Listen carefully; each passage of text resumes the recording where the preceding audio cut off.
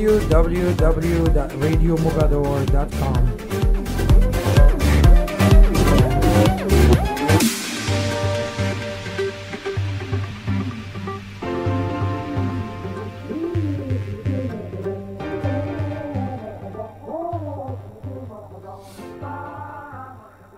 السلام عليكم ورحمة الله تعالى وبركاته. إخواني أخواتي المغاربة، أهلا وسهلا ومرحبا بكم في برنامجكم نقطة ساخنة على أمواج راديو موغادور، كل يوم أربعاء ويوم جمعة على الساعة 4 بعد الزوال، مباشرة من واشنطن. معكم خالد جبار في حلقة جديدة ونقطة ساخنة جديدة. راديو موغادور هو راديو كل المغاربة داخل وخارج أرض الوطن، وهو جسر للتواصل مع الوطن الأم. نفتح فيه مجالا لكم مستمعين الكرام للإدلاء بآرائكم في كل القضايا، ولكم وللرأي أن تطرحوها علينا من خلال الميكروفون. ولمن لم يفتح له المجال من قبل للتعبير عن رأيه، فنحن ميكروفون لكل مواطن يمكن أن تعبر فيه عن رأيك بكل حرية من دون قيود، لأننا لا نركن لأي تعليمات ولا نشتغل لأي أجندات. اليوم وفي هذه الحلقة سنتكلم على العقار في أمريكا، وهو موضوع جد حساس، موضوع فيه الكثير.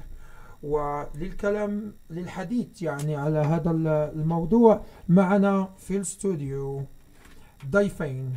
الضيفة الأولى وهي أخت مغربية متخصصة في الريل استيت، أو كما تنسميه في المغرب سمسار. هذا هو المصطلح اللي تنستعمله بالدارجة، انسان اللي كيبيع ويشري ديور ويكري ديور وتيعاون الناس في هذا المجال وكل ما هو ريزيدنشال او كوميرشال. معنا الاخت راضية بنميرة، وهي ريل استيت ايجنت في كازا جروب. ومعنا السيد راب تشيفاز، وهو تشيف فيجنري اوفيسر مع كازا جروب. حلقتنا اليوم غادي نستضيفوا فيها جوج ديال الضيوف، وهما معايا على الاستوديو وارحب بهم. لاله راضية، مرحبا بك. شكرا. Mr. Rab, welcome. Thank you for having me. Guys, just to clarify, باش نوضحوا لكم اليوم الحلقة ديالنا أغلبها غادي يكون باللغة الإنجليزية، نظرا لتواجد الأخ راب معنا اللي هو ليس مغربي، والأخت راضية اللي هي مقيمة بأمريكا ما يزيد عن 36 سنة، يعني عندها تدوي بالدرجة تبارك الله عليها، راه بنت البلاد. ولكن المصطلحات التقنية في المجال ديالها بطبيعة الحال هما مصطلحات إنجليزية، سو غادي تسموها أغلب الأحيان تتهضر بالإنجليزية. المواضيع اللي نقدروا نترجموها باش نوصلوها عليكم بسرعة، ولكن راه مادام الموضوع هو الريل استيت في أمريكا، تنظن باللي كاع الناس غادي يتفاعلوا معها، لأن المغاربة تبارك الله عليهم ملي تيجيو لهاد البلاد اللي فكر يشري دار راه غيكون ديجا تيفهم شويه ديال لونجلي وما غيلقاش صعوبات باش يتابع معنا الحلقه. اولا وقبل كل شيء نبدا مع لاله راضيه ونقول لها بغينا نتعرفوا عليك. لاله راضيه، شكون انت؟ راضية بنميرة الاسم، من كازابلانكا من المغرب. 36 عام وانا في واشنطن اريا. جيت as a student هنايا في امريكا، ومشيت قريت في اليونيفرسيتي وتخرجت كأستاذة في المدرسة ديال elementary school.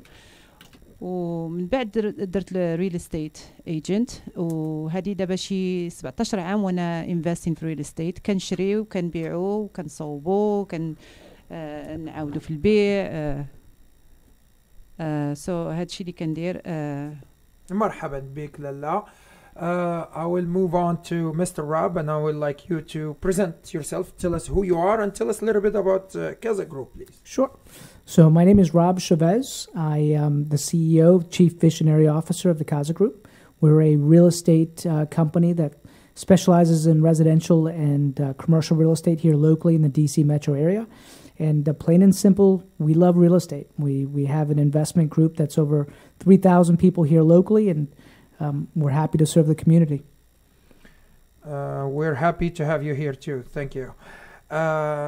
ندوي على العقار. موضوعنا هو العقار، هذا هو الشغل ديالكم. اشنو بالضبط التخصص ديالكم؟ كيفاش تشتغلوا؟ شنو هو العقار بالنسبة لكم؟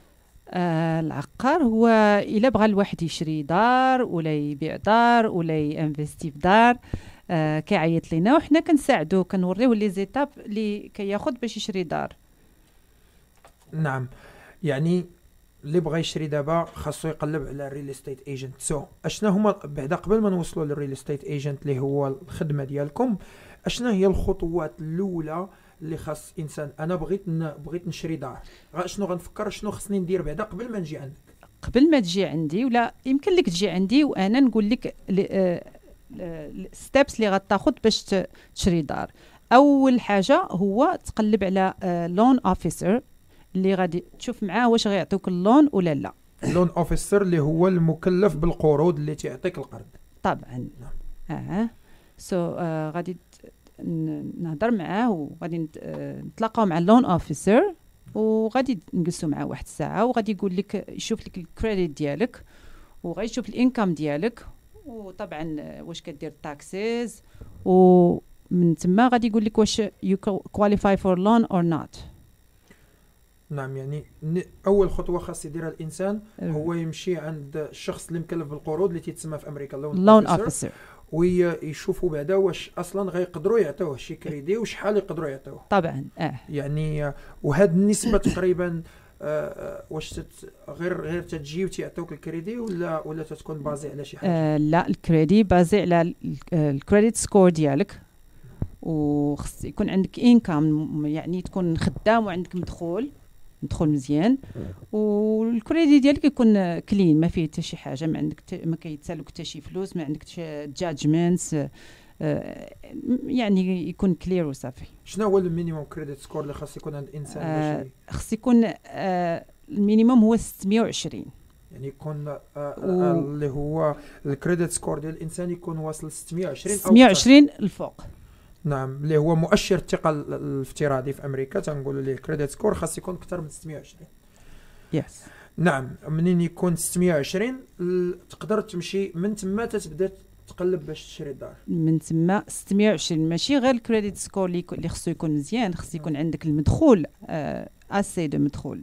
زعما ما يمكنش لك دير 10 دولار في العام وغتقول اوكي خصني يمكن لي نشري دار ب 500,000 دولار. يعني تيكون بازي على الانكم ديالك، بازي على الانكم ديالك، يعني تعطوك واحد النسبه من الانكم ديالك، واحد البرسنتج من الانكم ديالك، يعني طبعاً. مثلا داكشي اللي كتدخل تعطوك قدو او مره او جوج. شحال دابا الا عطاوك الا كنتي كتربح 100,000 دولار يمكن لك تاخذ 400,000 دولار ديال الكريدي. نعم، يعني تعطوك حتى 4 المرات السالير ديالك. وعاوتاني الا كان عندك الكريديت سكور طالع سكي بيان، الانترست ريت غتكون هابطه، سو تو يور ادفانتج. يعني غتكون ناقصه الا عندك الكريديت سكور ديالك مزيان. طبعا كل ما طلع الكريديت سكور، الا طلع الكريديت سكور دابا غيعاونك في لي زانتيري يكونوا قلال، لي زانتيري يكونوا قلال ديالك غتكون قليله، ولكن واش يقدر يعاونك في انه مثلا قلتي 4 المرات غيعطيوني على السالير ديالي، واش الا الكريديت ديالي مزيان يقدروا يعطيوني 5 أو 6 المرات على السالير ديالي ولا لا؟ لا، ما يمكنش لهم يعطيوك اكثر، يعني تيبقاو متابعين السالير ديالك، تيبقاو متابعين السالير ديالك. نعم. منين انسان تيفكر يشري خاصو يجي عند ريل استيت ايجنت. حنا تنعرفوا في المغرب كاين اللي تيمشي عند السمسار وكاين اللي ما تيمشيش عند السمسار.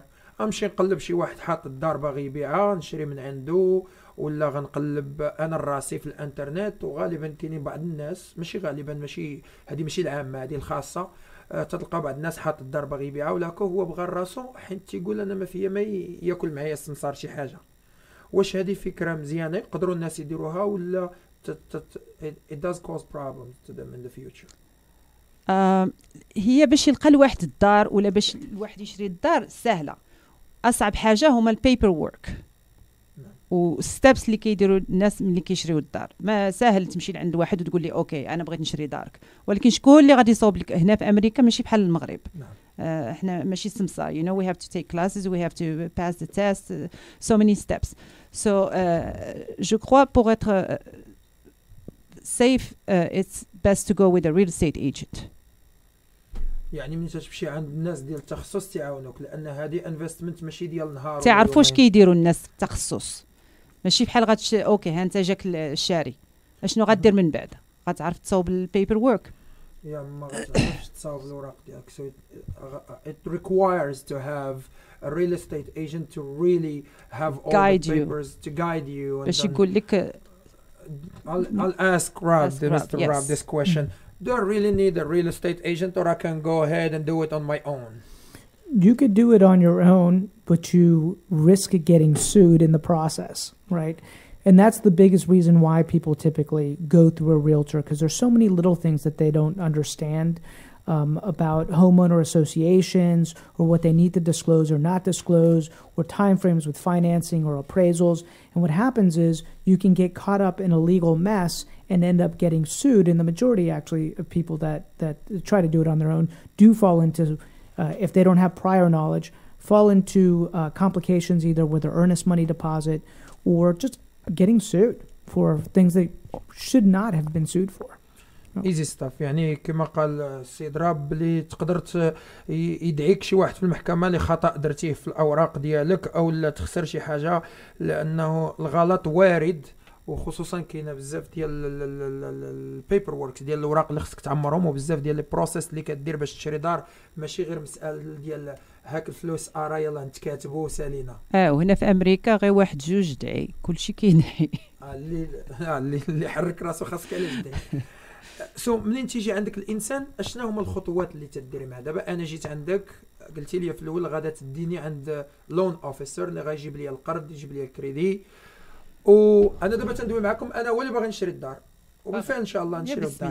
انا هو اللي باغي نشري الدار، وتندوي بلسان المغاربه اللي باغيين يشريو الدار. غنوصلوا واحد الوقيته ان شاء الله في الشو ديالنا ندويو بلسان اللي ديجا شاريين الدار واشنو باغيين، ولكن دابا انا تندوي بلسان مغربي باغي يشري الدار او عربي اون جينيرال باغي يشري الدار واشنو غيدير. غنجي عندك قلتي تديني عند لون اوفيسر، غيشوف لي الكريديت سكور ديالي مع الدخل ديالي ويشوف واش تنكواليفاي. ديك الساعات غيقول لي لا سوم اللي نقدر ناخذ $100,000 200 300.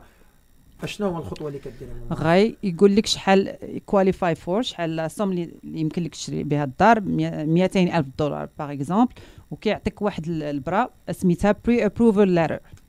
كوم سا خصنا لابد هذيك لا ليتر موافقه بالله، زعما راه بري ابروفد ماشي ابروفد، ولكن غير لو ديبي ديال ابروفل فور لون. ايوا ابخي كنجلس انا وياك وتقول لي اش من دار، فين الاريا اللي بغيتي، الكرايتيريا، شحال من بيت، شحال من باثروم، شحال من واش بغيتي جردا، واش بغيتي هاوس، بغيتي كوندو ولا بغيتي تاون هاوس، وكنبداو نقلبوا. وهذا الشيء على حسب الدخل ديالك، ماشي انا ابروفاوني في 120,000 لا لا لا لا لا لا لا لا ما كنفوتوش ديك 200. لا ما تتفوتش هذاك الرقم اللي عطاني، ما تفوتش داك الرقم. نعم يعني دي فوا كنمشيو اكثر من داك الرقم باسكو كنيغوسيو، ولكن يمشي نسبق لي يعني نسبق الا قال لك 200 تنشوفوا في 220 220 غير لان نقدروا نيغوسيو معاهم طبعا. لازم هذاك السيد اللي باغي يشري حق يجيبو شويه ويخرج فوالا، وكنتشطروا بطبيعه الحال تتشطروا الناس. لا بدا ما نتشطر لك انايا، يعني سورتو انا محطوط في الانترنت غيمشي لا ما كاينش، انا دائما كنتشطر انايا. يعني تعاوني الناس باش الشطاره ديال المغاربه، ما الشطاره ديال المغاربه ما تخافش عليا خويا. تبارك الله عليك، تبارك الله عليك. مستمعينا الكرام، انتم دائما معنا في برنامجكم نقطة ساخنة. للتذكير تابعونا على www.radiomogador.com، وما تنساوش تدخلوا لاباج فيسبوك، جميع الاخبار ديالنا راه محطوطه على الفيسبوك. عندنا لكم كثير من المفاجآت جايه في الطريق، اولها موغادور تي في اللي جايه قريبا ان شاء الله وغادا تحمل لكم الجديد. وتنشكر من هذا المنبر الاخ فؤاد بورشاشن على المجهودات الجباره اللي تيقوم بها، والطاقم التقني اللي معنا كله تنشكره فردا فردا. ما تنساوش اللي بغى يتصل بينا، اللي عنده شي سؤال، اللي باغي يشري الدار ولا شرى الدار ولا عنده شي مشكل، معنا جوج ديال المتخصصين في الاستوديو مباشره باش يجاوبوا على المكالمات ديالكم، الاسئله، الاستفسارات ديالكم. الرقم ديالنا هو 202 798 9349. مرة أخرى 202 798 9349. You guys can call us or you can text us at 202 798 9349. ومادام حنا اليوم معنا لالا راضية، غادي نخليها مع هذا الإهداء اللي غنديروا لالا راضية هي الأولى للفنان العظيم نعمان الحلو، وخليكم معنا ما تمشيو فين. I'll move back to Mr. Rob and I'll ask you, she is a real estate agent. Mm-hmm. What do you do in that office? I don't do anything. You chill, right? Is that very much No, I handle the investment side of our business. You know, I work, I'm specifically a listing agent within the team that helps sellers sell for more money, right? And what happens is I can go into a property and assess what it needs in order to get more money during the course of the sale. And I do it for investors, I do it for builders, I do it for regular homeowners. So my knowledge goes deep in understanding why things sell for what they do. So كما قال هو تيساعد الناس باش يتاكدوا من ان هذيك البروبرتي ولا هذيك الدار تقدروا تجبدوا منها الماكسيموم ديال الفلوس الا فيها شي اخطاء الا فيها شي حاجه اللي خصها تقاد او تصاوب. هذا الشيء الخدمه اللي كيدير. Yes. نعم. اوكي. Go ahead. هو الاختصاص ديالو كيعاون لي زانفستيسور ولا الناس اللي عندهم ديور ولا شي حاجه وبغاو ينفستيو، هو تيعاونهم باش يقلبوا على good deals كما كنقولوا حنا هنايا and make more money and get the most out of whatever. وكما تسمعوا مستمعينا منين تيهضر مستر راب تنحاول نوصل لكم الفكره داك الشيء اللي قال بعجاله، رغم انني انا متاكد ان اغلب المستمعين على صعيد الولايات المتحده الامريكيه تيفهموها شنو تيقول، ولكن غير باش نحاولوا نوصلوا الماكسيموم للمستمعين، لان تنعرفوا عندنا مستمعين ومتتبعين اللي كنشكرهم من هذا المنبر في كل بقاع العالم. الحمد لله وصلنا لواحد الارقام اللي فاقت التوقعات ديالنا، وهذا راجع لكم مستمعينا، تنشكركم. اتصلوا بنا، غنفكركم الرقم هو 202 798 93 49.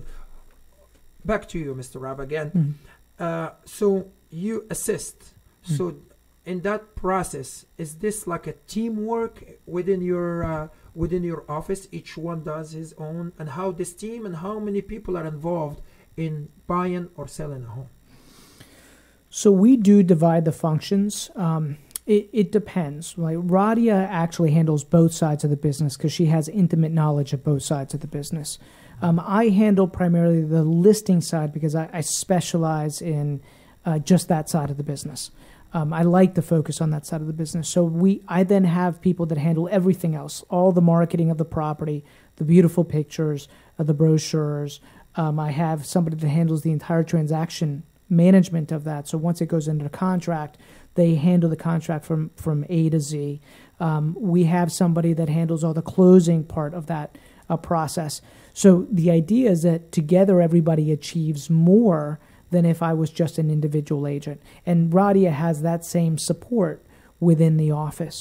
The reality is no one agent can do it alone at a very high level, so it requires a team of people to do it at a very high level, especially the level that we perform at. So really it's not one-man show, but usually the person on the front is her. It's her. Yeah. So باش نأكدوا بلي أنكم تشتغلوا كفريق عمل وكل واحد عنده تخصص، ولكن انت هي الواجهه ديال الفريق، انت اللي تتلاقي الكليان الاول، انا اللي كنتلاقى معاه في الاخر. انا اللي كنتلاقى مع الكليان في الاول، كنقول لهم لي زيتاب اللي كناخذوا باش نشريو الدار، كنعاونهم يقلبوا على الدار، ولا الا بغاو يبيعوا انا كن I assist them to sell a house. وملي كنلقاو شي دار باغ اكزومبل كندوز الكونطرا لواحد اخر اللي كيدير الادمنستريشن ورك، اللي تيدير العمل كل ما يتعلق بالاداره. سو عندنا different people كل واحد والمهمه ديالو. نعم. اوكي. دابا تندوي على الريل استيت ايجنت. واش كاين ريل استيت ايجنت اللي كيبيع وكاين اللي انا باغي نبيع تندير الريل استيت ايجنت ديالي، كندير اجون ديالي، وهذاك اللي باغي يشري تيكون جاي عندي باجون واحد اخر ديالو، يعني تيكونوا فيها جوج ديال الناس، واحد مع اللي يبيع وواحد مع اللي يشري. في بعض الحالات تقدروا تكوني نفس الشخص، انت اللي جايبه اللي يبيع ولا يشري، ولا ما يمكنش. dual representation تتسمى. دونك كنعاون هذاك اللي غيبيع، اللي غنبيع ليه دارو، غنجيب هذاك الشاري وغيكونوا بجوجهم كليان ديالي. هذه سيفيسابل يكونوا بجوج كليان ديالك، بجوجهم كليان ديالي، اللي غيبيع واللي الكليان ديالي اللي باغي يشري والكليان ديالي اللي باغي يبيع. dual representation. اوكي دابا وصلت للدار، لقيت الدار اللي بغيت، عاونتيني، وصلنا لباب الدار لقيناها عجباتني. اشنا هي الخطوه اللي غندير في هذيك الدار اللي عجبتني؟ شنو هي الخطوه اللي من بعد منها؟ غنعيط لاجون وغنسولو واش هاد الدار عندهم ان كونطرا وعندهم ان اوفر. الا ما عندهمش وي بريزنت ان اوفر. الا كانت الدار $200,000 الى وي كان اوفر 180 ولا 160 سا ديبون. كتعطيهم عرض ها شحال تندير لي كومباريزون، تندير الكومبس ديال اللي كاينين تما، شحال تباعوا دو باستير وشحال تشراو، ولي كومباريزون تكون اكزاكتومون بحال هذيك الدار. اي بريزنت ذا اوفر. وتتشوف في ذاك الدار كي دايره من الداخل من برا، لانها تقدر يكونوا الديور تباعوا بثمن قل، ولكن هذيك الدار نقيه. ولا خصنا نكومباريوها شي وحده تكون قريبه بزاف لهاد الدار. هي يعني تتكومباري باش نكونوا تنكومباري اورنجز تو اورنجز اند ابلز. اكزاكتومون. نعم.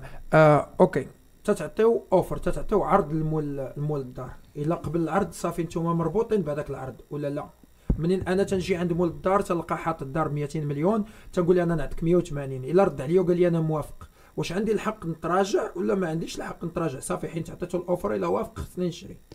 ما عندكش الحق تراجع الا كانوا دي بروبليم مع الدار. سا ديبون على الكونطرا، داكشي اللي غنكتبوا في الكونطرا. يمكن لك تخرج من الكونطرا الا بدلتي الراي ديالك. يمكن لك تخرج من الكونطرا. دائما كتكون سوليوشن.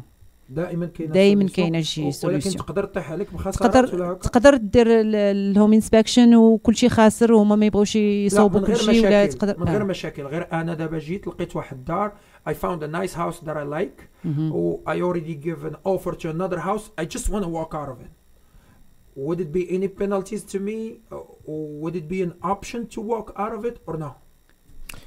If the contract is ratified and you want to make an offer on another one, you have to release the current offer that you have. And you have the right to release the offer? As long as you're within your inspection period. So there has to be some outs, right? Okay. So the out would be either an inspection.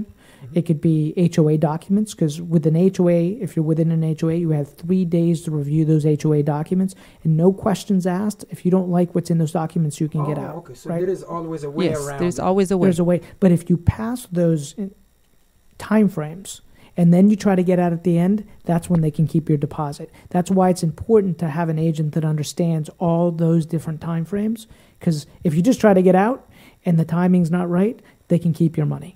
You don't want that. Yes. When you give them an offer, do you give any money with that offer?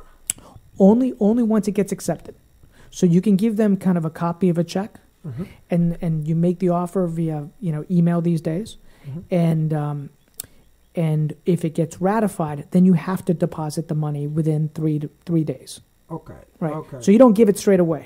Yeah, but so you if can they make accept the offer. If they accept the offer, so you can make as many offers as you want.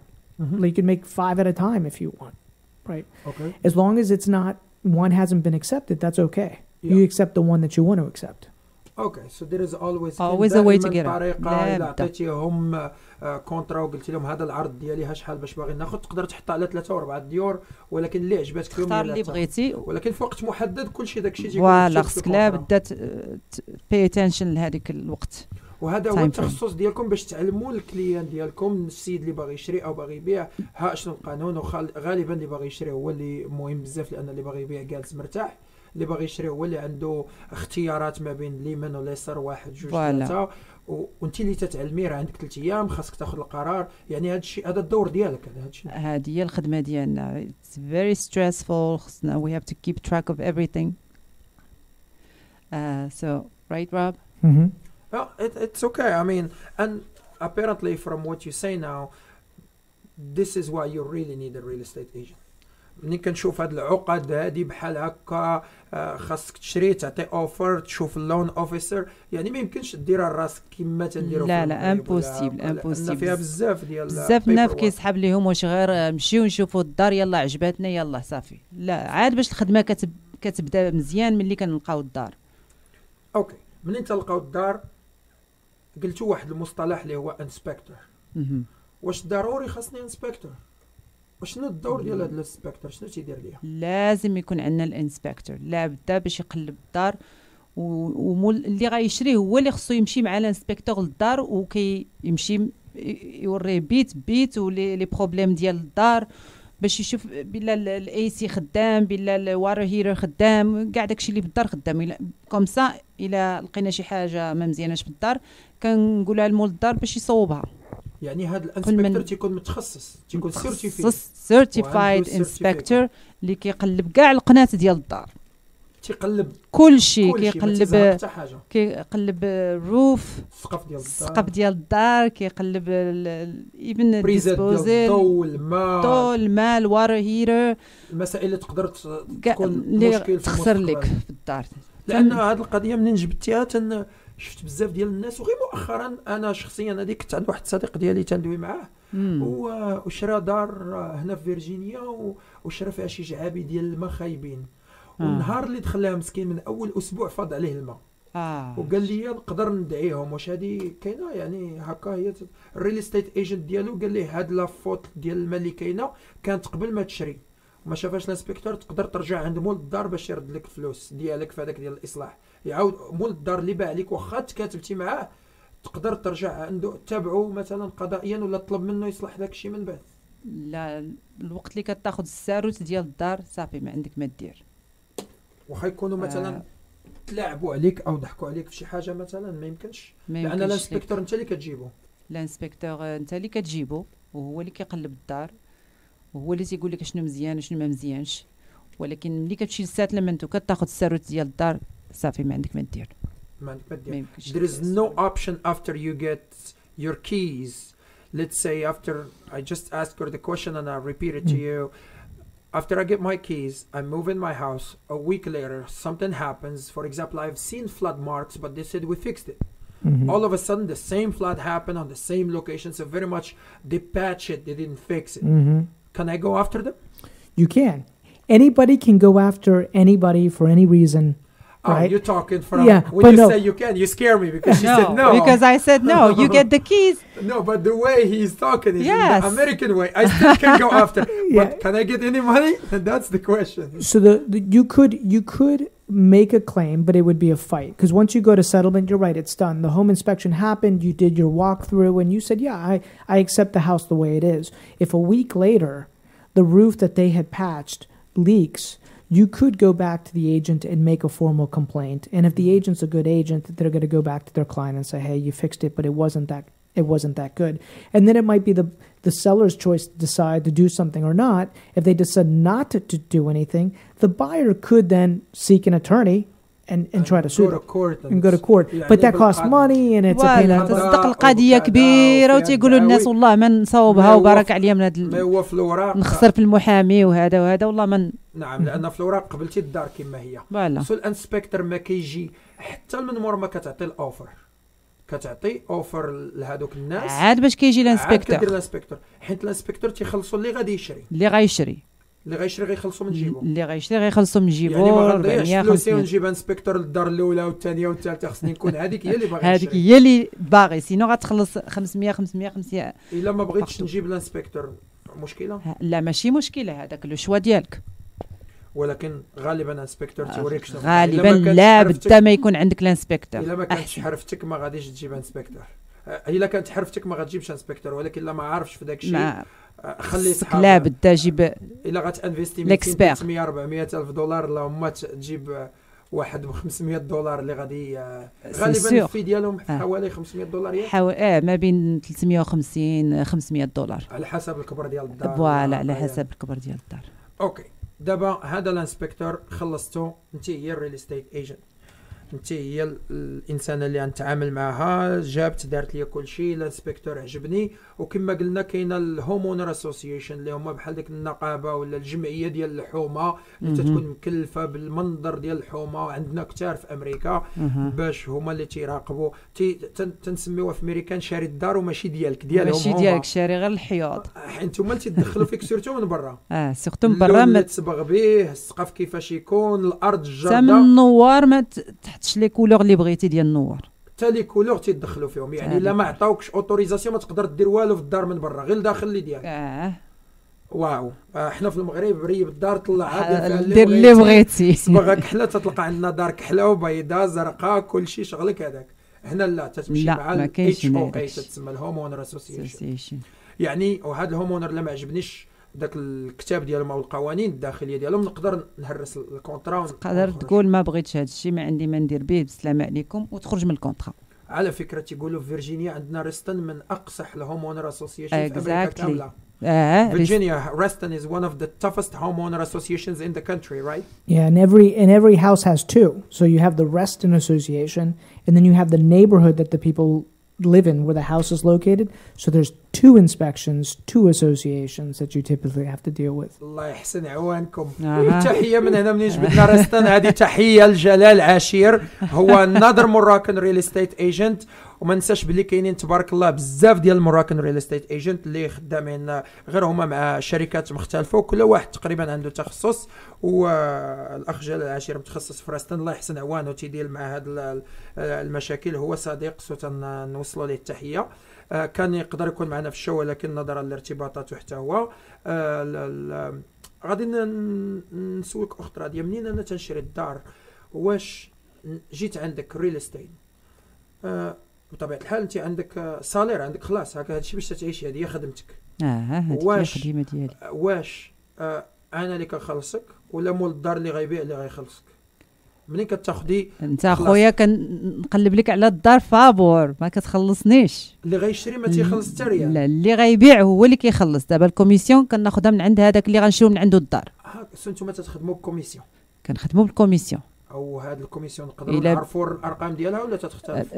لا، اكثريه 6% لا كوميسيون، ولكن ماشي 6% كتمشي لينا حنايا. 3 كتمشي اللي غيبيع و3 كتمشي اللي غيشري. يعني 6% الا كنتي انت اللي غتبيعي ولا تشري، انت جايبه الا كنت انا غنبيع ونشري 6%. سو هذيك زوينه، هذيك زوينه، ولكن 6% ما كتمشيش لجيبي كلها. انا صافي غنبدا خدمتكم وغنبدا لا والبروكرج فيرم كياخذوا حتى همايا. بطبيعه الحال الاداره ديالكم الاداره ديالنا كياخذوا، والناس اللي خدامين حيت حنا في الجروب كل واحد كياخذ. لأن كلهم خدموا معاه الباي ديالو. يا واحد دار الكونترا وواحد دار فوالا، والادفيرتايزمنت وكلشي داكشي كيتحسب كله. تصاور وما شنو الدار وقاد وهذه سي سا. اوكي سو تتفرقوا هذيك البركه باش كل واحد تجي واحد النسبه هكاك باش يعني الانسان اللي باغي يشري الدار ما عندوش منها شي خاف. ما عندوش منها شي خاف، يجي عند لاله راضيه. مرحبا بكم. تهلا في ولاد بلادي. اكيد عارفينك، عندك سمعه طيبه الحمد لله، داكشي علاش جبناك هنا. شكرا. للتذكير انا ما تنعرفش لاله راضيه، ولكن سمعت عليها كثير، والناس اللي قالوا لي واليوم اول نهار تنتلاقى معها وسعدت بالمعرفه ديالك. شكرا. اللي جابك هنا راه هي السمعه الطيبه ديالك، راه ماشي انا. باش نكونوا واضحين، لان الناس اللي دوا عليك بزاف وقال لك الا بغيتي شي وحده اللي حيت الناس اللي بعتي وشريتي معاهم وعطيتيهم الديور كانوا كما تنقولوا في امريكان 100% satisfied. ميرسي بارك الله فيك. Your firm has a high rank of satisfaction, and that's what I'm telling her, and that's the reason why you guys are sitting right here. That's right. It's not me that I know you, I don't know any of you, but you guys got here because of a recommendation from high people that purchase homes from you guys. Yeah, our whole motto is creating raving fans, so the satisfaction has to be 5+ stars. Exactly. Yeah. Is that what you have? We create raving fans. Yes. It doesn't go to 5.5, but if there was, we'd be there. I like that. I'll give you a heads on that one. Now we're talking about you guys get paid a certain commission, which is about 6%, and that's 6% between the seller and the buyer, unless you're on the dual position, which you can get the entire 6%. But apparently she's the real estate agent, been on the front. We know real estate, we don't know you guys. You guys behind the scene, I don't know you till I get to buy a house. Most likely we talk about real estate agents, but apparently when she get that 6%, she'll share it with you guys based on certain percentages that you guys, each one gets his share of that, whatever comes out of it. That's how you guys make a living. So there's two things, right? So when a seller always pays the commission. Yeah. Okay, so they'll sign up and the commission is normally 6%. It can be 5, but normally it's 6, right? And if somebody from, let's say we list the house, if somebody from another brokerage brings the buyer, then we pay that other brokerage 3%. So normally we're only getting 3%. It's a very rare instance where we actually get both sides.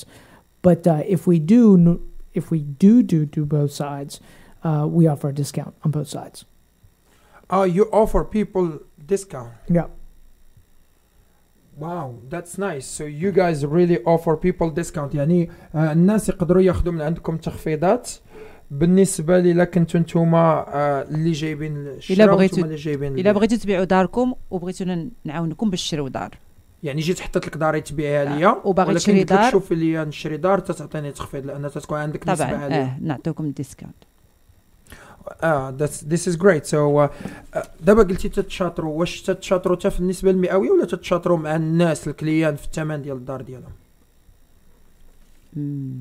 منين تتنيغوشيتي مع الناس؟ You negotiate your percentage of your income or you negotiate the price of the house؟ ثمن الناس كنيغوشيو. ثمن ديال الدار. البري لا خصنا نو ما كنديوها كاع في البورسونتاج ولا الكوميشن ديالنا حنايا. كنتشطروا للناس. Because they have to get the best deal. اوكي سو لقينا دابا باللي شريت الدار، هاي عجبتني الدار، خلصت الانسبكتور، جيت معاك نجلسوا باش نسنيو لي بابي. واش صافي غير شنو غير نحتاج بعدا؟ انا اللي تنعرف يعني نسولك مباشره هي كاين ديبوزيت، خصني نحط واحد النسبه مئويه ولا whatever as a deposit. earnest money deposit اسميتها. اوكي. هذه واش عندها شي نساب ولا كيفاش خصها؟ هذه في الاخر ملي كنمشيو للسيتلمنت افتر شهر ولا سا ديبون لا دات اللي كنمشيو للفينال. صافي وصلتوا فين غنسينيو الوريقات، فين غناخذوا السعر ديال الدار. هذا الديبوزيت كيتحيد في سيتلمنت. نعم هذا الديبوزيت يتحيد من السيتلمنت. earnest gets deducted from the total. What's the percentage of this deposit, guys? Earnest money deposit, if somebody wants to put one down, if you're going to buy a house, it's normally 1%. So 1% is just the good faith. So if it's a $500,000 house, you got to write an earnest money deposit of $5,000, right? Okay. But it's what happens is when you go to settlement, that money gets credited back to you. It's just there to show good faith, and the only time it's ever at risk is if you default. If you do something like don't follow the timelines, that's the only time that money would ever be at risk. يعني هذه 1% ضمانة بالله راك سيريوزمون باغي تشري الدار، باغي تشري وتترجع ليك في الاخر. ترجع ليك في السيتلمنت كي ديداكتيو. And there is a deposit that the homeowner, the new buyer will deposit, I think 3 to 5% or whatever based on his credit score. Oh, you're talking about the down payment. The down payment. That's different. Yes. So there is a down payment. هذاك الداون بيمنت في الاخر ملي كتمشي باش تاخذ الساروت وتسيني الوريقات كيخصك تجيب معاك الشيك ديال الداون بيمنت. And the down payment will depend on the type of program it is, right? You could do an FHA loan and that's only 3%. You can do a conventional finance that might be 10% or as much as 20%. So there's different programs out there, and there's no money down programs too, right? VHDA and VA loans. So every situation's different. Every situation's unique, and so you just need to talk to a loan officer who specializes in that based on your situation. يعني المتخصصين في القرض هما اللي تيشرحوا لك اش من نوع ديال القرض غادي يعطيو. طبعا النهار الاول ملي ما تحط حتى شي حاجه، كاين اللي تيطلب لك 3%، كاين اللي تيطلب 10 او حتى 20%، ولكن كل واحد عنده بوزيتيف ونيجاتيف، عنده فوائد ونواقص فيه على حسب اش عندك انت في جيبك، شحال قادر تعطي وشحال باغي تخلص مثلا في الشهريه ديالك، لان كل ما واقيلا حطيتي الداون بيمنت عاليه كل ما الشهريه ديالك تتنقص. فوالا سي سا. النهار الاول ملي كتلاقى مع اللون اوفيسر كيفسر لك كاع هاد لي كا، كيقول لك اف اتش اي ولا كونفنشنال ولا شحال غتحط 3% 3.5 ولا 5% ولا 20% depending on that then we determine. The more deposit you put, the less interest rate, or it doesn't work that way? It works with your credit score. A lot of it works with your credit score. But if you're doing FHA, you get hit with what's called PMI, which is the private mortgage insurance. So it is more expensive. It's less expensive if you put more money down because you're not paying the PMI, right? The PMI is like an insurance. It's there to protect the government in case that person was to default, and the likelihood that they might default is high because they only put 3% down, right? People are less likely to walk away if they put 10 or 20% down on the loan. So interest rates, though, depend. It depends. What is the average interest rate before I go back to the insurance? Because you mentioned insurance. Sure. I really want to talk insurance. 3.75 right now. These days, 3.75. Yeah, and you know, again, you shop at out. You should always talk to 2 or 3 loan officers. But right now, you're talking 3.75. Is this? I don't know what's interest rate. What's the percentage on average since the last 15 years? Is this a promising number? Is it a good number? This is it super low. It's a great number. It's historically so low that it's scary. أحسن رقم. شحال هذه باش هذاك الرقم. يعني هذا 3.75 هو نسبة الفائدة اللي كاينة دابا في المشرى ديال الديور. هذه هي النسبة ديال الانترست ريت الفائدة وهذا أحسن رقم وقيلة في 15 سنة اللي فاتت. ياك in the past 15 years this is the best number. Yes. واو. هذا وقت مناسب بالنسبة للناس اللي بغاو يشريو الديور اللي واجد غادي يخلص المينيموم. قبل ما نرجعوا نهضروا على لاسيرونس غنخليو مستمعينا الكرام مع واحد الفاصل واحد الأغنية اختارينها لكم ونرجعوا بعد قليل. خليكم معنا.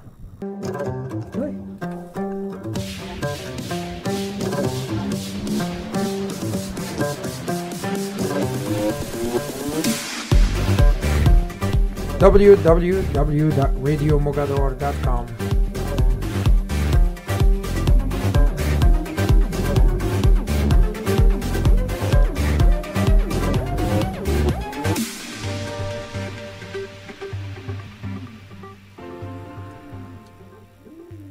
نعود لكم مستمعينا الكرام للاتصال بنا 202-798-9349 مرة أخرى 202-798-9349. معنا مختصين في البيع والشراء في الريل استيت. اللي عنده شي سؤال يتصل بهم. مرحبا بكم خوتنا. الخط مفتوح لكل المستمعين. I'll go back to Mr. Robin and you mentioned insurance. We were talking and you mentioned insurance. Now, do I have to have insurance? Is it something must? And if it is, what kind of insurances are we talking about? Sure. So if you're getting a loan with a mortgage, right, through a bank, they're going to require that you have homeowner's insurance. You can have a property free and clear and not have insurance, but it's just a bad idea, right? Things happen, life happens. You want insurance. The other type of insurance is title insurance, right? So let's say there was a bad title. Somebody laid claim to that property many years ago, and the title company didn't pick up on it. If you didn't have title insurance, which is optional, by the way, it is optional to have title insurance. If you didn't have it, you're in trouble. You're going to lose tens of thousands of dollars trying to fix that. So you want insurance in all cases. Mm-hmm. Is there any what calls gap insurance? So you can get insurance, and it's different. Like typically realtors don't handle this type of insurance, but a financial planner would, or insurance agent would. If you were to get sick, or if you were to get hurt, there is insurance that's there, disability insurance, to help cover the cost of that mortgage while you're hurt. But typically we don't deal with that. That would be a financial planning discussion. يعني اللي بغى شي ضمانة خارج على الاسيورونس ديال الدار والاسيورونس ديال التايتل اللي هو التيتر ديال الدار ديك الساعات يقدر ياخذها ولكن ياخذها من بلايص اخرين. One more question. We talked about inspector fee, your fee, insurance more likely it's another fee. Is there any other fees involved? Should I prepare for any other fees? Yes. You should typically, this is a good rule of thumb. The most closing cost, the most expensive part are the commissions, the realtor commissions. So let's say the realtor commission is 6%. In the state of Virginia, your closing costs are going to be 0.05 of whatever the sale of that property is. And that's, you're going to have little fees like the law firm that does the title work, they're going to charge you a fee. There's going to be transfer taxes that happen, right? So it normally adds up to 0.05% of whatever the sale of the property is in the state of Virginia. Maryland and DC higher. اوكي يعني في ستيت اوف فيرجينيا اللي احنا فيها كل ولايه عندها الثمن ديالها ولكن كاينين مصاريف اللي تتوصل حوالي 0.5% من الثمن ديال الدار اللي عول على راسك غادي تخلصها داخله فيها الكلوزين كوست اللي تتسمى واحد الثمن ديال انك تتكلوزي تتسالي هذيك الكونترا ياك تايتل انشورنس والاسيورونس ديال التايتل. And there's really there's two sides, right? There's the seller side closing cost, which is normally the big part is the commissions. And then there's the buyer side closing cost. And the biggest cost for the buyers is the title insurance, which is optional, but you should never waive the title insurance. That's for the buyer. The buyer. يعني اللي غيشري ما عمره يحيد ديك لاسيورونس على التيتر ديال الانشورنس. التيتر ديال الدار لا بد تكون عليها اسيورونس. هادو من بين المصاريف اللي يعني ماشي غير ديك انا غنشري دار ب 200 مليون غنحط عليها مثلا 20 مليون ديبوزيت وصافي ونعول على هذا الشيء. نعول راه كاين الكلوزين كوست اللي داخل فيه التيتر ديال الدار وداخل فيه الاسيورونس ديالها وبزاف د الحوايج اخرين او تاكس اللي تيترونسفيرا ياك.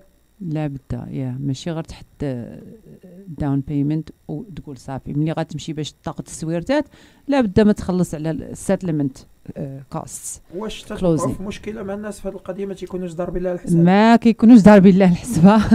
هذه انا سمعتها كنقولوها لهم 100,000 خطره كنقول لهم شوف راه في الاخر شحال غتخلصوا كنعطيهم داك الهاد ستيتمنت وكنفسروا لهم كل شيء ستيل كيكونوا سربرايزد.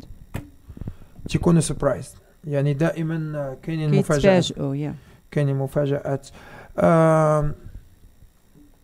Now we talk about taxes. I know كان معايا أخ عز الدين أبو الحاج tax accountant. He was here last week or a week before actually.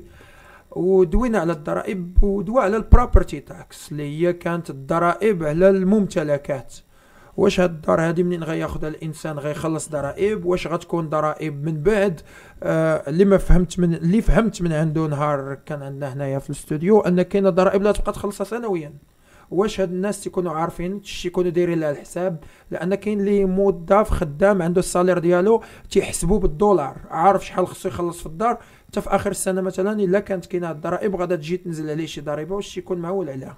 لازم يكون معول عليها. الا كان عنده جود ريل استيت ايجنت خصو يعلمو، خصو يقول لي راه كل عام خصك تخلص لي تاكس ديال الدار. Right Rob? Real estate? Real estate taxes. Again, we'll ask you. A lot of people don't expect it. They're on tight budget. They're on a salary. They don't expect any dollar coming from anywhere except what they make and what. So they plan they budget their life and plan it. All of a sudden, at the end of the year, he gets a hit from the county or whatever. There you go. Property tax. Well, that would only happen if you didn't escrow your property taxes. And 99.9999% of the time when you're getting a loan, everything is escrowed, right, by the lender. And so what happens is when you go to settlement, to purchase a property, your lender is going to require that you put at least 6 months of escrow monies in there, which is our taxes, insurance, right? So there's going to be no surprise at the end of the year. There'll never be a surprise unless you don't escrow your taxes. And the majority of the people do, unless you own the property free and clear. So I wouldn't be so concerned with that. Normally, there's new legislation out now that 3 days before you go to settlement, you're going to have the exact document with all the fees and shows you where all the escrows go and all the taxes go. And there will be no surprises, right? So. We have a caller. We'll take a phone call. الو السلام عليكم. عليكم السلام. معك سامية من فيرجينيا. اهلا سامية، مرحبا بك. اولا تنشكرك على هذه المبادرة. شكرا لك لالا. بارك الله فيك. عندك شي مداخلة او سؤال؟ نعم عندي سؤال الأخت راضية. اهلا وسهلا. بارك الله فيك. انا عندي لو انكم وبغيت نشري الدار، وسمعت ان كاين شي برامج للناس اللي ناقص عندهم الانكم. واش تقدري تكلمينا على هذا الشيء الله يخليك؟ الاخت ساميه. اخت ساميه نعم. اخت ساميه ايه كاين واحد البروغرام فور لو انكم بيبل. غادي نسال الاخ روب هو اللي غادي يجاوب على هذا السؤال حيت وقعت لي هاد اخت ساميه ما عندكش مشكله يجاوبك راب اون انجلي؟ لا اوكي واخا I will ask Rab this question. الله يبارك فيك. شكرا لك اختي وتصنتي الاخ راب على الجواب. Mr. Rab, she's asking, she's a low income but she's looking to buy a house. She's within a tight budget and she heard that there is programs which I was coming to shortly in my questions. Is there a program for her to buy a home? There are VHDA programs for VHDA for low-income, first-time home buyers that they go through classes to help them understand the process of home ownership.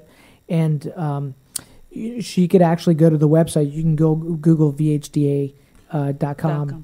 اوكي تقدري ديري جوجل لسامية VHDA VHDA. هذا هو السيت ديالهم، وعندهم دي بروغرام للناس اللي كي يقلبوا. هادو غادي يعاونوك في كيفاش تاخدي اللون، وشنو اللي غتقدري تاخدي، وشنو جهدك، وشنو هادي. ومنين تكوني تتفكري باش تاخدي الدار او تلقاي باللي داك الشروط اللي عندهم متوفره وكتوالم الشروط ديالك وتقدري تاهلي، ديك الساعه تقدري تكلمي لاله راضيه اللي غنخليو الرقم ديالها الهاتفي ان شاء الله قبل نهايه الشو ديالنا باش تهضري معها. We have another caller. الو السلام عليكم. الو السلام عليكم. الو تقدر تطفي الراديو؟ عليكم السلام ورحمه الله. ويا اخي تقدر تطفي الراديو قبل ما تهضر معنا تنسمعوا الصوت ديالنا.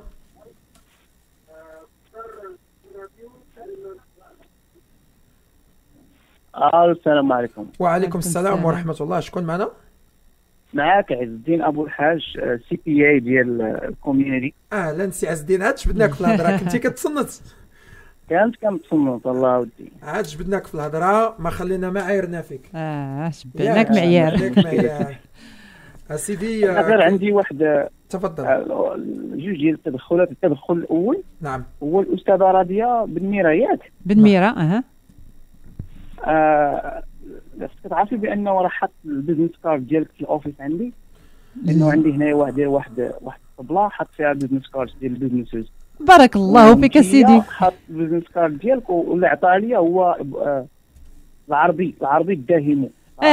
السي العربي الله يعمرها دار هذاك السيد، الله يعمرها دار. بارك الله فيك. قال لي عافاك هاد السيده هادي راه الله يعمر لها الدار وراه شيز جود. هاك هالبيزنس كارد وحطيتها تما، ما كنعرفكش انا اصلا. بارك الله فيك سيدي. بارك الله دابا تتكرر ليا باش دخلت انا في المدخل وقلت لها راه ما تنعرفهاش، يلا تلاقيتها اليوم دويت معها غير في التليفون، والناس كما داروا معاك داروا معايا وقالوا هاد السيده راه الله يعمرها دار. تعاملوا معها وداكشي علاش جبناها عندنا الاستوديو. سبحان الله انت تتكونفيرمي هاد الهضره. ميرسي بارك الله فيك. لان داك السيد اللي عطاني سميتو هو كليان ديالي تقريبا شي 5 سنين هو معايا. تبارك الله. يعني كنعتبره بحال اخ. شكرا لك. شكرا لك السي عز الدين. تنعرفوك باللي تشتغل مع الجاليه وتدير اللي في جهدك باش تجمع شحال ما قدرتي تجمع، هذا اشهار مجاني تديروا لها، وان شاء الله حتى هي ديروا لك بطريقتها. وهكا بغينا الجاليه المغربيه تتحد وكل يعاون واحد وما يديروش. نهار كان عندي عز الدين هنايا في الاستوديو ويعطينا واحد النكته ديال الكراب.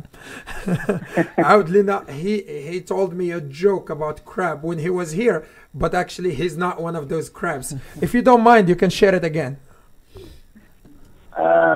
قال لك نعاود النكته. But you gotta say it in English this time. نقولها English. Yes.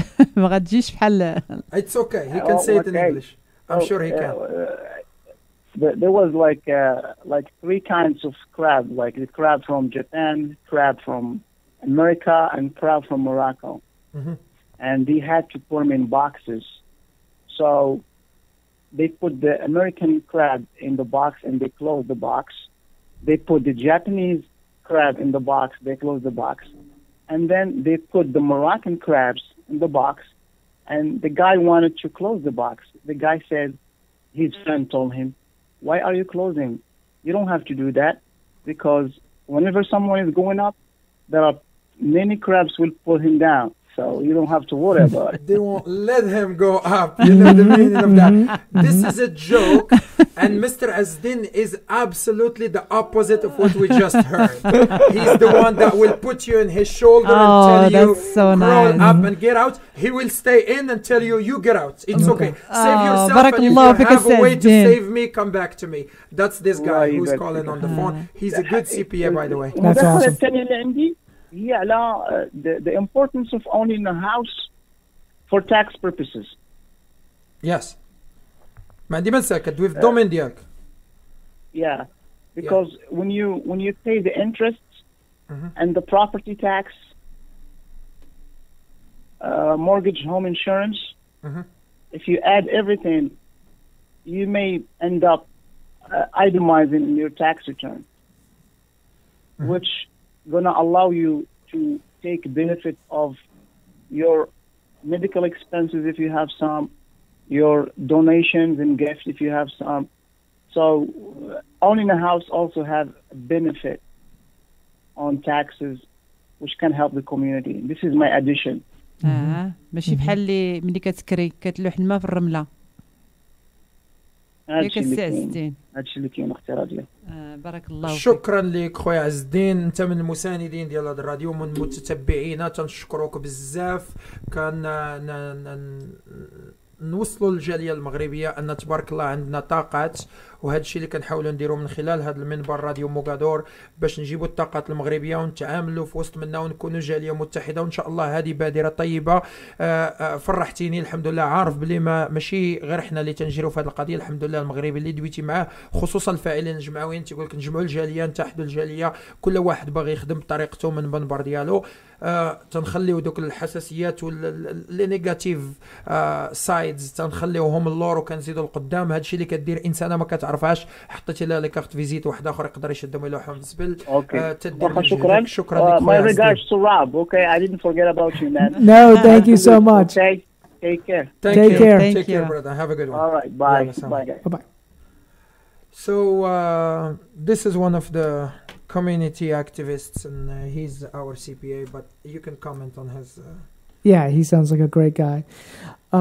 Home ownership, yeah, he's right. From a tax perspective, it's amazing. Actually, one of the key things that I want to mention with it, if let's say you own this house and you've lived in the house for 2 years, and then you decide to sell this property, right?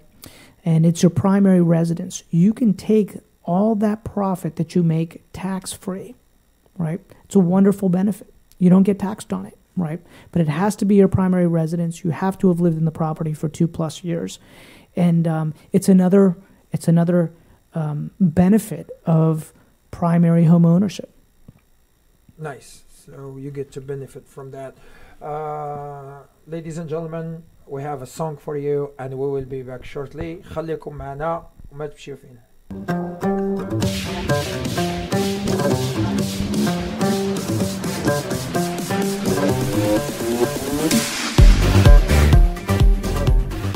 www.radiomogador.com.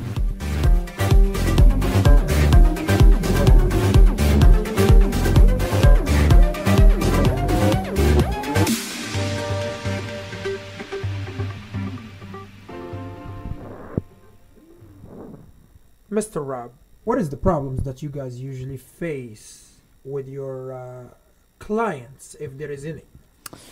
So the biggest challenges we typically face are just making sure that we're educating our clients about what's really happening in the market. A lot of times people can, with the access of information today, they can go online, they can do a lot of reading, they go to a lot of blogs, but there's a lot of misinformation out there. So what we do is really sit down with somebody and consult with them and show them the exact process to home ownership and all the steps involved so that they're totally empowered by the process. And on the sell side, it's the same way. Like we face issues where people might think that their property is worth something that it's currently not. So through education on market comparables and market statistics and what's happening in the economy, we can show them how to positively position their property for sale. Education is the key. لالا راضية غادي نرجع عندك ونسولك مرة أخرى على الريل استيت. تندويو دابا على الريزيدنشال، تنشريو الديور، ولكن كاين حتى الكوميرشال، كاين شي حاجة اللي كوميرسيال، الكراجات، شوبين سنتر، أي حاجة اللي هي عندها علاقة بالكوميرسيال. تا هادشي تديروه عندكم؟ تا هادشي كنديروه عندنا في كيلر ويليامز كازا جروب. عندنا اللي كيديروا كوميرشال، كنديروا لي ريستورون، كنديروا لي غاز ستيشن، لي غاراج، you name it, all commercial activities. يعني تديروا كوميرشال كله. منين تندويو على الكوميرشال هذا البيع والشراء، ولكن الكوميرشال فيه الكراء وبطبيعه الحال حتى الريزيدنسيال. ولا اللي باغي يبيع البيزنس ديالو، اللي بغى يبيع البيزنس دابا انا عندي جوج ديال الناس باغيين يبيعوا لي ريستورون ديالهم، دونك اتصلوا بيا وانا نقلب لهم على الشاري ديالهم. يعني اللي غيجي يشري بزنس كامل واجد، بزنس كامل، كراج خاوي ولا بزنس ريستورون ولا يشري، ولا السميه ديال الريستورون الا كان شي ريستورون ماشي مزيان. نعم. وكيخلص الكرا وكياخذ تيكس اوفر ليس. وهذا البرسنتج ديالو بحال تقريبا بحال 6% دي فوا 10%. في الكوميرسيال توصل حتى ل 10%. لان هذاك شي حاجه شويه مختلفه. بالنسبه للكرا جيت عندك انا باغي نكري دار، لان حنا دابا عارفين تنبغيو نكريو، تمشي بنادم يقلب باغ انترنت ولا يدوز لي زوفيس، ولكن غالبا الا بغيتي الديور المغاربه مشهور عليهم واحد القضيه تيقلبوا في كريكس ليست وفي دي سيت واحد اخرى اللي كاينين سوغ انترنت، ولكن الا جا عندك غتقلبي معاه غتشوفي لي الديور، لان عندك اكسي بالويب سايت ديالكم، عندك والكودات ديالكم، عندك اكسل العدد كبير من الديور اللي محطوطه للكرا. شنو النسبه في الكرا الا جيت عندك باش نكري؟ شنو اللي غنخلص؟ غنتلاقى معاك وغادي نكتب واحد الكونطرا الا بغيتيني انا نعاونك تقلب على شي دويره وتقول لي الكرايتيريا شحال بغيتي من هذا، والاري شحال من كرايتيريا، شحال من بادروم، شحال من هذا الموقع، وشحال قدك تخلص. ولكن خصنا نقلبوا الكريديت ديالك والانكم ديالك. هذوك ضروري لان امريكا ما تسكريش الا ما عندكش ونبدا نصيفط لك دي ليستينغز، وإلا بانت لك شي حاجه نخرجوا ونقلبوا. وشنو هي النسبه المئويه اللي تتاخذوا في هذه؟ ماشي بزاف، 25%. انا باغي 25% ولكن وان تايم في هذيك ديال الكرا. واللي عنده الديور باغي يبيعهم، عندنا البروبرتي مانجر في التيم ديالي، ولا هو كيعاون، هو كيتكلف الا كنتو خارجين على انا من الصباح وانا كندورها باغي نعرف شحال عندك في الكونت. هادشي علاش جالس نسولك النسبه المئويه. all I'm saying is how much والو خويا ما عندي والو. شنو هي 25%؟ this is how it looks like. والله لا دي فوا كنديرها غير في سبيل الله. الحمد لله. I don't really want to know ولا it's just joke. قلتها غير من اجل المزح وصافي. حيت من الصباح انا جالس نسولك الا تيتصنتوا لنا الناس يقولوا هذا كل شويه تيسول هذيك السيده شحال كتدخلي؟ لا شحال النسبه المئويه؟ واش انت حاسدها؟ واش حاسدها على داكشي اللي كتدخل؟ لا الله يبارك والله يكمل لكم بخير. شكرا. Mr. Rob, back at the banks have houses for sale. Most of homeowners can sell, but sometimes if it's not paid off, you're dealing with bank, and we know there is foreclosures, there is auction or whatever through the court, there is short sales. Can you explain each one? Yes. And tell us if this is something you guys do or you're away from this stuff. No, we love this. We get to help the community a lot here. So, well, let's start with a short sale, right? A short sale is typically when the seller owes more on that, more on the note than what that property is worth. So, for example, they owe $300,000, but the property is only worth $200,000, and they need to sell it. They're in financial distress, perhaps. There's job loss or medical bills or excessive debt, or they're in trouble. So they need to sell the property, but they don't want to go through a foreclosure. They want to do the responsible thing.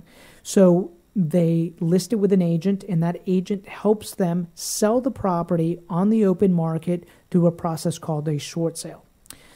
So that's what a short sale is. A foreclosure is, let's say they tried to go through that process, but maybe the bank didn't allow it for whatever reason. Maybe they didn't truly have a hardship, or maybe they just put their head in the sand and stayed away from the problem.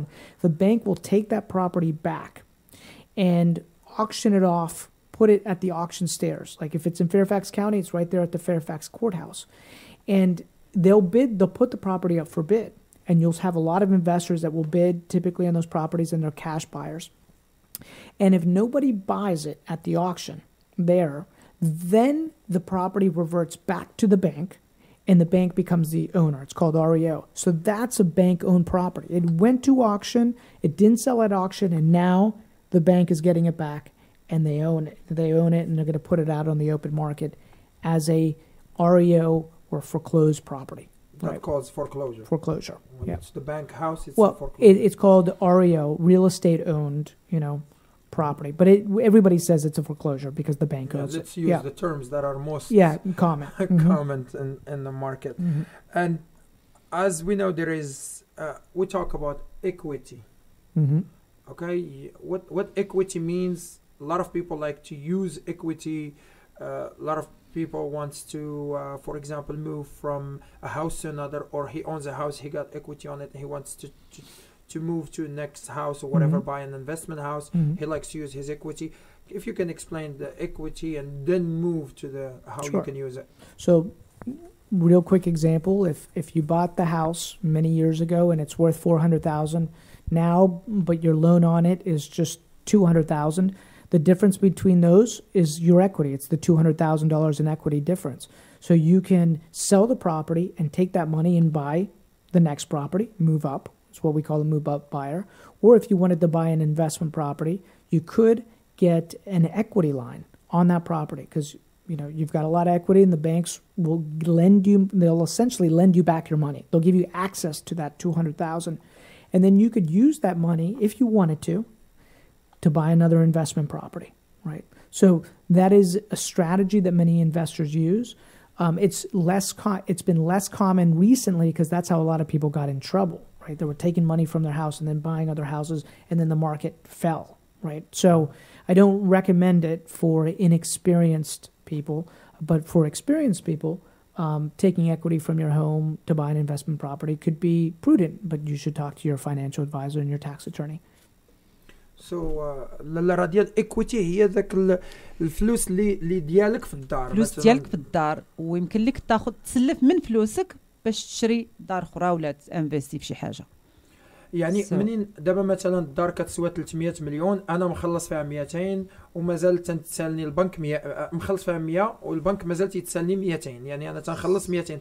ديك ال 100 يقدروا يعطيوها لي، يقدروا يعطيوها لك، ولكن ملي تيعطيوها لك تيسلفوها مقارنه مع هذيك، ولا تيعطيوها لك هي وتيولي عاوتاني من جديد الكريدي ديال هذيك الدار طلع ل 300. تيولي عاوتاني من جديد الكريدي كيطلع ل 300 حيت عطاوك ديك ال 100 استعملتيها في بلاصه اخرى. فوالا، وكتعاوتاني تبدا بحال عاد شريتي الدار خديتي داكشي اللي فيها ديال ديك البركه اللي ديجا خلصتي فيها، ولا لا طلعت في لا فالور ديالها، هذاك هو اللي تيتسمى فوالا، وكترجع للسكوير 1. الناس تيستعملوه علاش؟ لان تيحتاجوه مثلا باش يشري حاجه اخرى وما عندوش فلوس، تيقول راه نخدم داك الفلوس اللي في الدار، ولا باش يصوبوا الدار الا خصها الاصلاحات، ولا لا بغى يصلحوا ما عندوش باش يصلح تيستعمل منها. ولكن مستر راب قال بلي خايبه هذه القضيه تستعملها، لان سيرتو في خايبه الناس اللي ما عندهمش الاكسبيريونس، ومعولين غير على دوك الفلوس. سوتي ياخذها تيشري بها دار اخرى، لا كطاح الماركت ولا حصلوا في الديور ولا تخلاو على كل شيء وخرجوا. ايوا خرجوا بوالو. واو، يعني معنا كولر. ليتس تيك ا فون كول. هلو الو، السلام عليكم. الو، وعليكم السلام ورحمه الله. نعم، لالا شكون معايا؟ معكم ايمان من فيرجينيا. ايمان من فيرجينيا، مرحبا بك لالا. الله يبارك فيك. غير واحد كويك كويستشن بليز. I have bad credit وماي husband عنده good credit. So واش يقدر انه يشري دار غير هو بوحدو؟ لان ما بغيتش تدخل سميتي فيها. واش سي بوسيبل؟ الانكم تي عندك باد كريديت، هو عنده جود كريديت. واش الانكم تتعمروا الطاكس مع بعضياتكم؟ اوكي.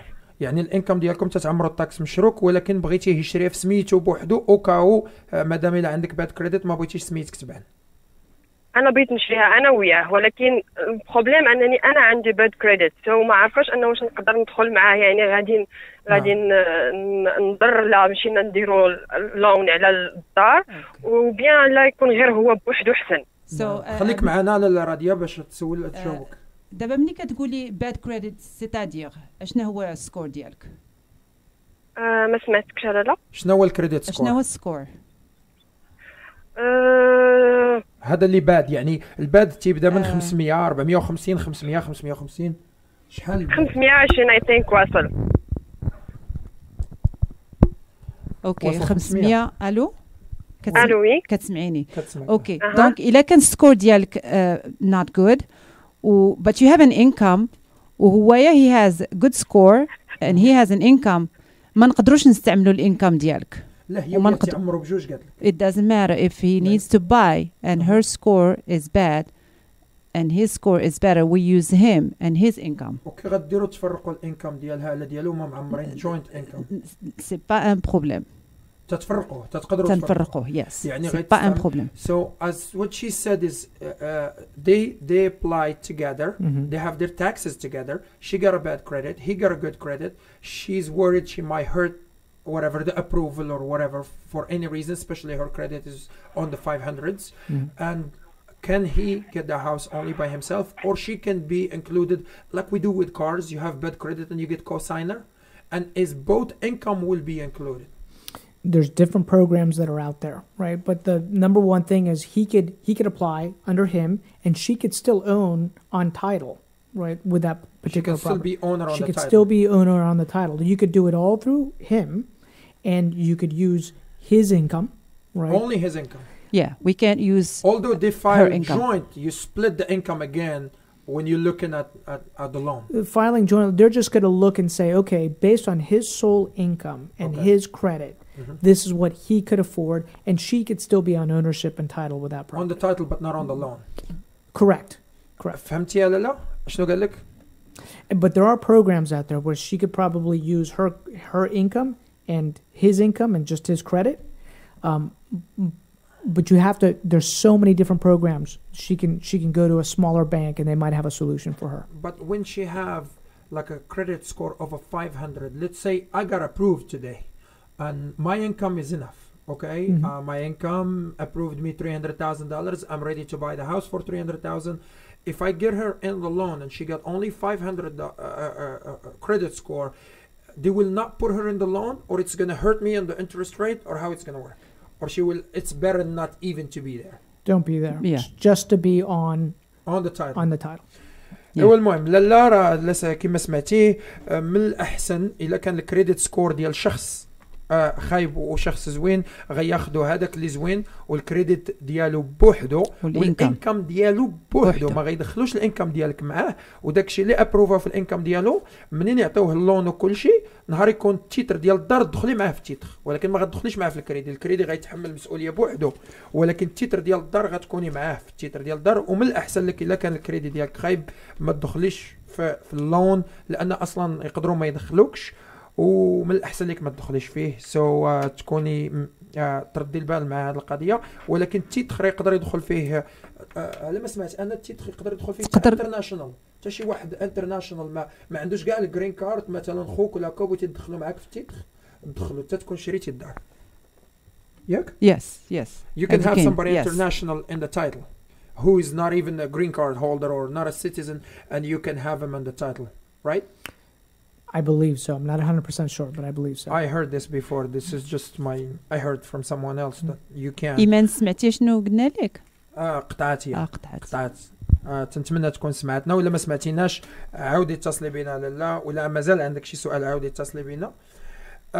لالا بغيت نسولك ديزانفيستيسور وهذا الموضوع هذا غادي نهضروا عليه اليوم من الناحيه ديال الريل استيت ولكن غنهضروا عليه ان شاء الله الاسبوع المقبل وهي كذلك نقطه ساخنه ان شاء الله اللي غيكون معنا محامي مغربي متخصص في الإيميغريشن يعني كونوا معنا على الموعد يوم الاربعاء ان شاء الله على الساعه 4 ودخلوا لاباج ديالنا باش تشوفوا الفلاير ديال يوم الاربعاء المقبل على الساعه 4 بعد الزوال اللي غيكون معنا محامي مغربي كفء مشهور بتدخلاته مشهور بمواقفه الجديه غيكون معنا الاسبوع المقبل وغادي نهضروا على هاد الانترناشونال انفسترز الناس اللي باغيين ايميغريو ويكونوا ديزانفيستيسور هنايا يجيبوا فلوسهم وينفيستيو سؤالي ليك هو واش تاخذوا ديزانفيستيسور حيت اغلب الناس تيجيو من برا يا تيبغيو يشريو بزنس واجد يا تيبغي يشري الريل استيت اللي هو ديور ولا هادي وتي انفيستي فيهم فلوس واش هادشي تديروه نتوما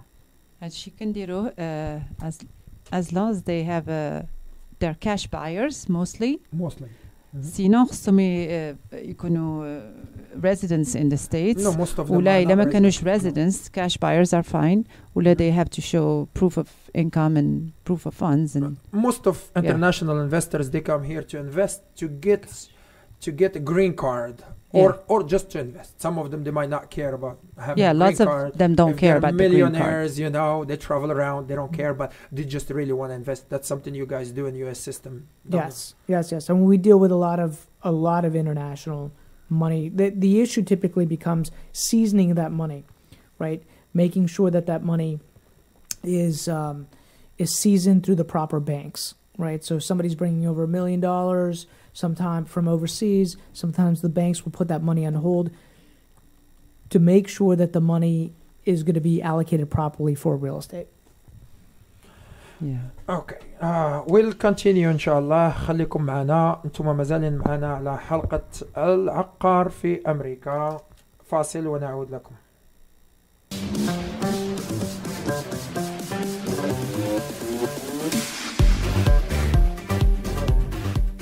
www.radiomogador.com.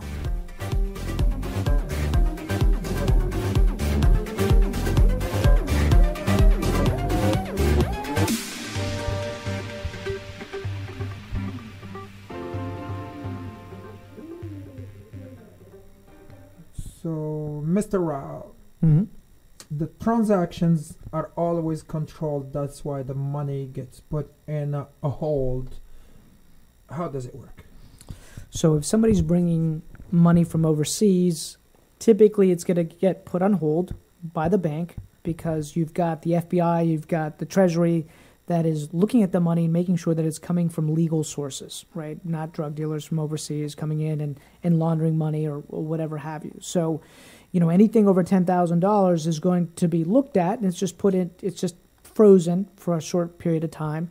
And so if you're going to buy here, you need to understand that that money will be traced and it's going to be held in an account for a short period of time, and then that money will be allowed to make the real estate transaction, right? I've had circumstances before where that money was in that account, and just because of a blood relation to somebody that did something not so nice, that transaction did not go through, right? And so, you know, international buyers have to be aware of that. Especially these days, there is terrorism and all kinds of stuff, so they're really careful with where that money goes. You don't want to be dealing with. Do you guys hold any responsibility if you're dealing with someone you don't know, he end up bringing money here? It's their responsibility to find where that money come from, who's that guy. You're doing just your job. Correct. No responsibility on our side. You have no responsibility, because if he brought the money here, then I'm not the one to filter this guy. You guys need to do your job. I'm here just to sell and buy and then do all kinds of good stuff. لالا راضية، بدينا كنقتربوا من النهاية ديال البرنامج ديالنا. بغيت نسولك على الفيرم ديالك. بغيت الناس دابا المغاربه مصباح ما تيتصنتوا ليك، عندكم فيرم انتي والاخراب ومجموعه من الناس معكم. فين كاينين؟ كيفاش تشتغلوا؟ شنو هو الكونتاكت ديالكم؟ كيفاش الناس يقدروا يوصلوا لكم؟ الاسم راضية بنميرة again. تليفون 202 203 8116.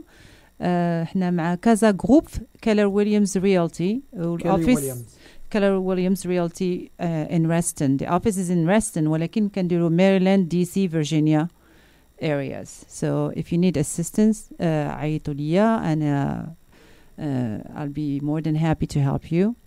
اللي بغى يشري، اللي بغى يبيع، اللي بغى يكري، اللي بغى ينفستي، عيط لراضية بنميرة 202-203-8116. شكرا. ان شاء الله. واللي بغى الكونتاكت ديالها وتلف ليه من الراديو ولا ما عقلش، راه الحلقه مسجله. وتذكركم بلي جميع الحلقات ديالنا تيتسجلوا على القناه ديالنا يوتيوب اللي هي راديو موغادور. الا دخلتوا اليوتيوب تلقاوها، او على الصفحه ديالنا الرئيسيه اللي هي www.radiomogador.com.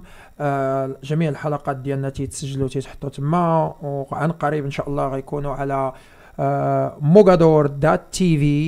اللي مازال ما لونسيناش غيجيكم قريب. هذا هو تقريب لكم ان شاء الله، باش تكون واحد تشانل اللي كتربط ما بيننا وبين المغاربه، وغتكون ان شاء الله هي اول تشانل مغربيه في امريكا.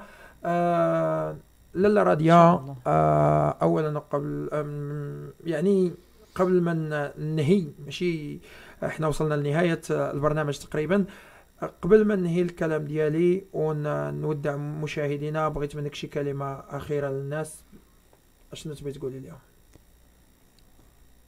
whatever you want to say, whatever you want to tell people. نقول لهم كنشجعهم يشريو ماشي يكريو، باسكو ملي كيكريو غير الفلوس هكا كيمشيو في الكرا، الوغ الا شراو it's tax deductible. so الا بغاو more information يعيطوا ليا وانا غنهيهم وغادي نوريهم كيفاش يديروا باش يشريو. ان شاء الله. it's possible. كل شيء ممكن. كل شيء ممكن، يعني تتعاونوا الناس، تتوريهم طبعا نعاونهم. نعاونهم. تقدري يجي عندك دابا وتوريه شنو يديروا، يجي عندي ونوريه ونقول لي واش بوسيبل با بوسيبل. المهم نعاونوا. يعني ماشي ضروري يكون باغي يشري دابا، يقدر يجي لا ماشي ضروري وتوريه الخطوات اللي خصو يتبع باش يكون واجد من هنا 6 شهور عام يسولني ولا يجي يجلس معايا نهضروا ولا يعيط لي في التليفون ولا التكست. انايا في خدمه المغاربه فابور غير هكاك في سبيل الله. شكرا لك Mr. Rob. We come to an end of our show and I would like to hear a word from you to our listeners, our audience, if you'd like to say. Well, thank you for having me on the show. I appreciate it. It's awesome. I had a fun time. Yes. I'll leave you with this. One of the things that makes us very unique in the marketplace is that for sellers, we guarantee to sell our sellers' properties within 60 days or less, or we sell it for free. It's a very unique program that we have.